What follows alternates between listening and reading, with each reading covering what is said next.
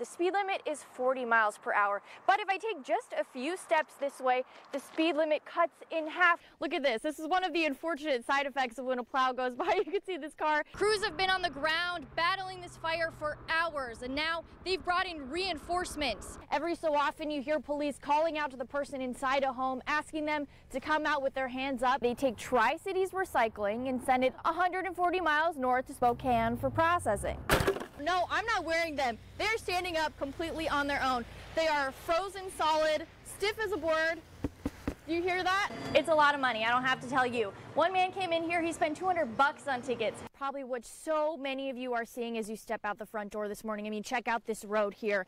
It is completely covered in snow, probably about a foot of snow. The rally is just getting started here outside Cadlick Hospital. You can see community members and caregivers, they're beginning to chant. Another safety pro tip is try to have a bucket of water or a hose on hand. How do you hope to make good on some campaign promises? Drivers just can't seem to ditch their phones, and troopers tell me they're already starting to cite some drivers on their second phone violation since the law took effect. Where I'm standing now used to be a brown, sage-covered hill. Now it's sprawling with life.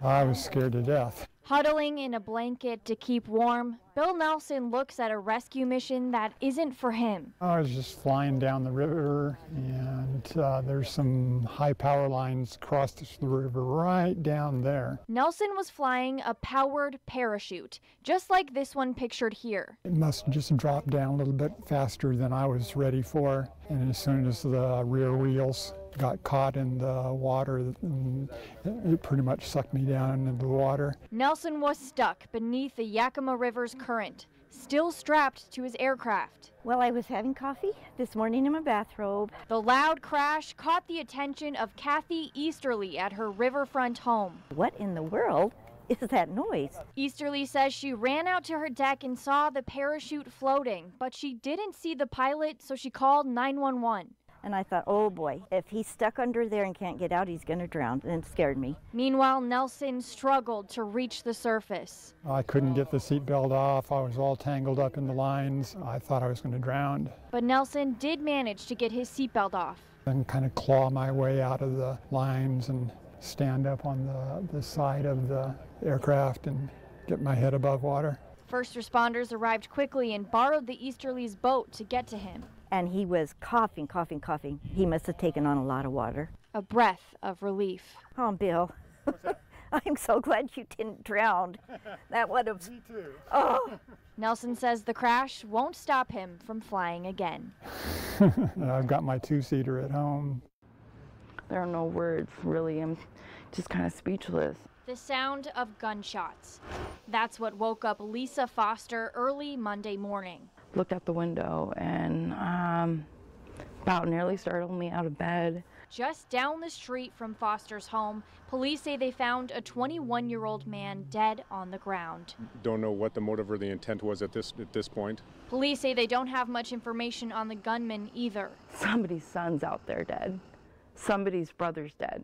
Somebody's nephew's dead on the sidewalk. Foster says she's shocked something like this happened so close to home. You see kids and moms over at the park all the time, families, and it's just, you don't ever think about stuff like that happening in this neighborhood. Goethals Drive remained closed for hours on Monday as police investigated. As I hold my son, I think, you know, like it makes me second guess, you know, his future, like and who he's around, but I can't live like that. I can't live like in fear. And police say you shouldn't. They say there doesn't seem to be any threat to the community at this time. And now officials are not releasing the identity of the victim just yet, but they say his autopsy is scheduled for Wednesday morning. Live in Richland, Alex Burch, Action News. It's given me hope for a time where I was pretty down on humanity. It all comes down to the harvest. The entire year of work, caring for your crops, all the blood, sweat, and tears. I started walking through the whole vineyard and everything was just gone. So someone had come in the night before and harvested it. David Duncanberger's small Virginia vineyard was rocked by an overnight grape heist that left them with almost nothing to reap. We're finished. I can't, it's just too hard.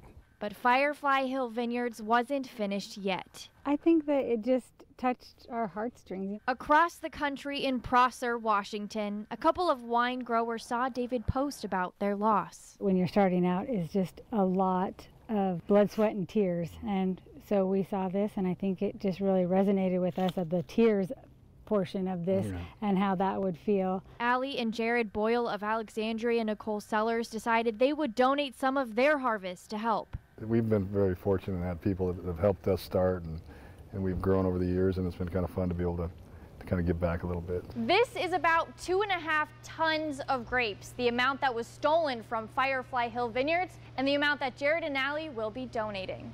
David flew out to meet the Boyles in person Wednesday. Oh yeah, those are great. He says he wanted to say thank you in person. Thanks is not enough, but it's just, I guess, restoring faith in the human spirit. Faith that out of a terrible harvest can come new friendships. We do a lot of plans. In Prosser, Alex Burch, Action News.